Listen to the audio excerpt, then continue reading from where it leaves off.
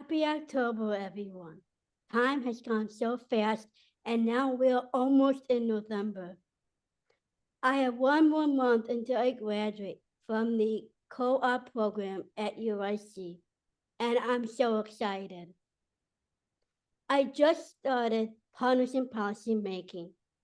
Next month, I will tell you more about partnership policy and learn more about LEND and some college programs for people with disabilities. Today, I am so thrilled to introduce you to one of my friends and a champion, Kathleen Michelle. She's an amazing mom and a strong advocate for inclusion. Kathleen is a mom of a beautiful twin girls who just started kindergarten, Margot and Grace. They have an inspirational inclusion story to share. Thanks for being here, Kathleen. Yes, great to be here with you, Bridget. Can you start by telling us about yourself and your journey as a mom of your two incredible girls? Sure. So my name's Kathleen Marcel. I live in the suburbs of Chicago with my husband, Jared, and our two twin girls that Bridget mentioned, Margot and Grace. They're 5 years old and just started kindergarten. And my journey as their mom started out when they were born at 26 weeks. So the girls were born very early, spent many months in the NICU, and we were just overjoyed when they finally were able to come home and be together. And them being preemies, we did a lot of therapies early on.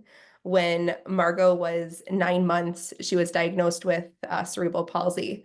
And for us, it was just helpful to kind of know what was going on and make sure that we had all of the right supports in place. But aside from that, the girls are just the best of friends, and they're always just making each other laugh. And it's just so fun to see that relationship building over time. And now that they're together, they're in the same class in kindergarten, and it's just really amazing to see. And we just have high hopes for both of them.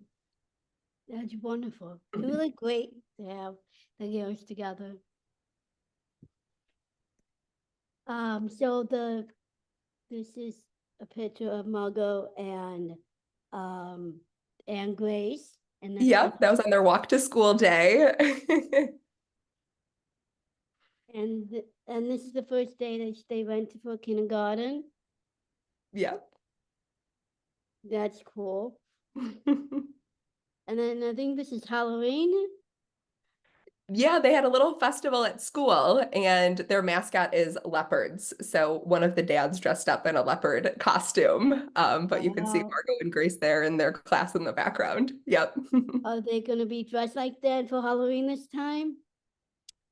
They're dressing up tomorrow as Cruella de Vil and a Dalmatian. Oh, that's cool. And there's also this picture. Yeah, That, that was also at the Fall Fest. And it's a little hard to see, but that's Margot sitting on the ground and one of her classmates there who was helping her with the chalk. So I just snapped a quick picture. It was very sweet. All the girls wanted to help her. that's really great to have like all the um, kindergarten community to help. So that's really cool. Yeah. I know that you are a strong advocate for inclusion. Can you tell us why inclusion is so close to your heart and why is it important? Yeah, absolutely. So I feel like inclusion's important at all levels, but kind of speaking specifically to where we were coming from with kindergarten, I really see, kindergarten as the start of your kind of education career. And my husband and I just felt really strongly that this was the kind of foundation of Margot's life. And everything that would happen from this point forward was really determined based on her being included. And we just felt so strongly that, we were not going to put her kind of in this predefined box with a predefined label and having any sort of predefined life. And there's the kind of the saying of when make an assumption, it's a very dangerous assumption of what, Margot or any child is capable of. And that's just such a mistake that you can't put on anyone. So, inclusion is just around having, all people with disabilities or not having the same opportunities and being able to be exposed to, a rich curriculum and to the opportunities and developing friendships and learning among your peers. And so we just wanted that same exposure. And I think our situation is a little unique in having twins, right? Where we look at Grace and we say, well, why would we do anything different for Margot? Right? She should have all of the exact same opportunities as Grace and every other kindergartner in our community. Um, and so I think just, having that and really having a vision for what this could look like. And we've been able to see it in the first just few months of school, but having Margot included, I mean, has just challenged her in such great ways. And, really kind of raised the bar and said, hey, this is what we expect of you. And she continues to show us what's possible, which is awesome. It is so awesome. And it's great to have inclusion as a mom to bird's eye view what's happening with the kid and helping them to be included. What are some of the wonderful kindergarten moments that you would like to share with us? Yeah, there's been so many. I guess I'll start with the beginning of the school year. They had the librarian read a book about cerebral palsy to the class, and help them understand, why Margot uses a walker and why she communicates using her talker. And we also were able to send out kind of a one pager about Margot to all the parents. So that way, after they came home, maybe they had questions, the parents had some different ways they could talk to their child. So just that education element has been really great. Margot has a whole team supporting her at school, and they have just been wonderful with how they communicate with each other, but also communicate with us. So we're given daily updates in a notebook from, multiple people that she's interacted with that day. And then that allows me to talk with her of, oh, I heard you played with, Joe today or whoever it may be. And then she's more likely to, kind of elaborate on that. And, I get the big smile on her face and she gets excited. So it's really been just nice to be able to have more information of what's going on at school since Margot can't tell us that on her own. And then I'll share one just sweet story. But at the end of the day, I pick up Margot and some of the kids take the bus. And so we always stand there and we wave to the kids as they pass by her and they all say, bye, Margot, bye, Margot. And one day this little girl said, I love you, Margot. And the whole rest of the line just said, I love you, Margot. I love you, Margot. And she's got this huge smile on her face and Margot loves to dance. So she's just jumping around. And it was just so great, right? Because they really do love her and she's just fit in with the rest of the class. So that was a very cool moment as a mom to be able to see that and just how accepting and wonderful all of her classmates have been. So what are your dreams for the future? Yeah, I mean, my dreams, I would say, are the same for Margot and Grace, that they just have every opportunity, and that they can just, live a life that they're proud of, live a life of independence, and just go chase their dreams and have people on that journey supporting them throughout the entire way. What did you find helpful when you started advocating for inclusion? What advice would you share with parents or advocating for their children to be included? Yeah, I think the thing that was the most helpful for me was talking to other parents that have been down this path before. So I was really able to learn kind of real advice and feedback. So that was super helpful. There's also a ton of materials out there in terms of books and resources and podcasts. So I just started educating myself. I think it's also helpful not to lead with it, but to understand your legal rights, right? We have legal rights when it comes to an inclusive education. And just by me understanding what those things were was super helpful. Um, and the other thing that, again, I learned from kind of a fellow mom who has led this journey before me was coming up with a mission statement and a vision for, what, Jared and I wanted for Margot. And that was something that we used to kick off all of our meetings with, all people throughout the district. And it was just super helpful because it was a way to articulate kind of what we want both kindergarten and Margot's life to look like.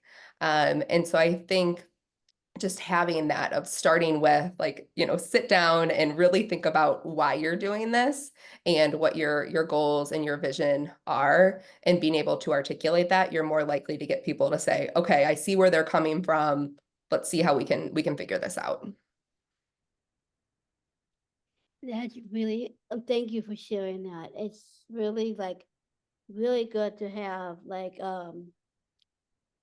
your input and your advice for helping others out, and being included is an important thing, like fit in and belonging. And so that right there is basically what your daughter Margot has been going through, and that's great. Yeah, no, it's so great. And Bridget, the one thing I'll add is just along like all of the research that's out there. And I think that's really powerful too. Like there is no research in over 30 years that like a segregated education is beneficial. And on the contrary, there's a lot of research of showing how great, not only for students with disabilities, but all students, the benefits of inclusive education. So I think having parents be aware of that, right? Of like, hey, that people have done this before and it's worked really well. So I think that's just important to use those success stories. Definitely. That choice is a wonderful thing. I actually heard it's called My Journey as a Self Advocate through this partisan policy thing. And this guy is amazing. He tells his story about being an advocate. So it's really good to actually have stories and storytelling. One Yes. last question. What would you tell other parents who are just um, starting to help people help? So I'm going to repeat the question. Sure. What would you tell other parents who are just starting to include their children as people with disabilities? What would you tell those parents? Yeah, I would say, kind of tying back to what we talked about before, of just having your vision and, set your bar high. Because the higher you set your bar, right, that's where your children and anyone are going to meet you. So just making sure that we're setting expectations and getting the supports along the way, right? It's not going to work to just, include someone, but if you have that whole vision and you're willing to get creative, right? What can this look like, right? We're going to have to think outside the box and try different things and adapt as needed. So I just say really having kind of that vision of where you're headed, and then just being open to you're going to have to figure out things as it goes, and just being willing to continue to adapt and just have that kind of element of creativity to make it work in different ways. Definitely, that's a really good thing to use as creativity. Mhm. What what are what are the teachers doing to make this work with Margot? Yeah.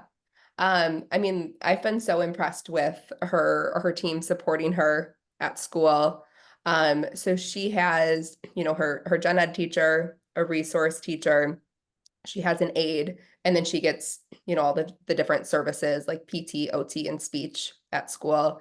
And that whole group meets on a weekly basis to talk through the plans and the strategy for Margot. So even, tomorrow we have a Halloween event, and her resource teacher proactively reached out and said, hey, these are the activities. This is how we're thinking of adapting them for Margot. What else would you want us to add? So they've been really collaborative with that. They, again, we talked about creativity, but one of the days they mentioned that the speech teacher actually was leading the class, and then the gen ed teacher was sitting by Margot and helping her with one of the assignments. So again, it's just figuring out how can we kind of change the course, right? It's going to help the entire class. So they've been really great with that. And then with her communication device, they've really taken it upon themselves to kind of adapt that for whatever they're learning in school. They've added all of her classmates and they color coded the boys and the girls. So it's really easy for Margot to now navigate. And now she'll always say good morning, to different people in her class. So it's just those types of things. But I really feel like they've done a good job of kind of taking a step back of, okay, this is our plan, or this is kind of what we want to teach the class about. How can we make sure this works for Margot, right? So instead of her doing handwriting, she now, has a name stamp, and they're, teaching her letters using stamps. So it's things like that of just, how can they continue to adapt and then communicate that to us so we can continue to support her at home and other ideas for what's working at our house as well. That's wonderful. So has Margot using like an AAC communicate with the family? How would that help to communicate? Yeah, it's been so great. So she's probably had one for about 2 years now, maybe a little bit more, but I feel like just over the summer, her communication has kind of exploded, which has been really fun. So she's definitely a multimodal communicator. She uses some signs, she will use her voice sometimes, and then she'll use her communication device. And now she's able to take her talker and go to food and drink and then tell me avocado. So she makes it very clear of what she wants. We added on there, she has a page that says my phrases, and so every week we update one of the buttons with something fun that she did over the weekend or something fun in her life. And right now it says, I'm going to be a Dalmatian for Halloween. And, she loves when anyone asks her that, right? Every kid's getting asked that question all the time. She now knows, okay, I can tell them that. So it's been really fun to be able to see how she can communicate in her own way with the help of this tool. Mm-hmm. That's wonderful. Thank you so Yeah. much for coming. Thank you for giving us great info for a lot of parents that are watching us to get more information about what you've been through and looking forward to the future and helping your daughter Wanga and Grace to be more inclusive. Yeah. No, it was so good chatting with you, Bridget. I appreciate having me on. You're welcome.